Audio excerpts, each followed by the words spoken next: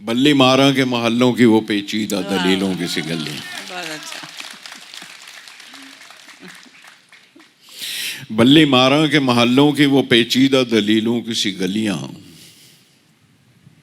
और सामने टाल के नुक्कड़ पे बटेरों के कसीदे। गुड़गुड़ाती हुई पान की पीकों में वो वाह वाह वाह वाह, वो जो पीक पान की होंठों में लेके आप बेहतर कर सकते हैं मुझसे। वाह वाह वाह वाह।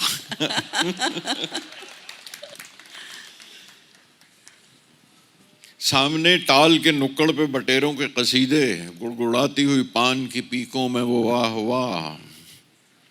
चंद दरवाजों पे लटके हुए बोसीदा से कुछ टाट के पर्दे,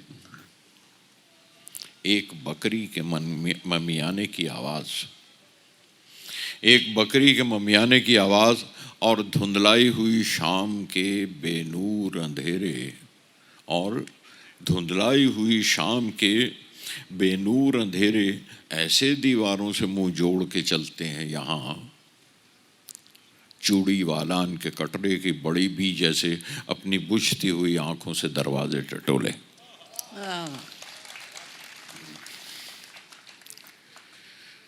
इसी बेनूर अंधेरी सी गली कासिम से एक तरतीब चरागों की शुरू होती है, एक कुरान सुखन का सफ़ा खुलता है और असदुल्लाह खान गालिब का पता मिलता है। बहुत अच्छा, बहुत अच्छा।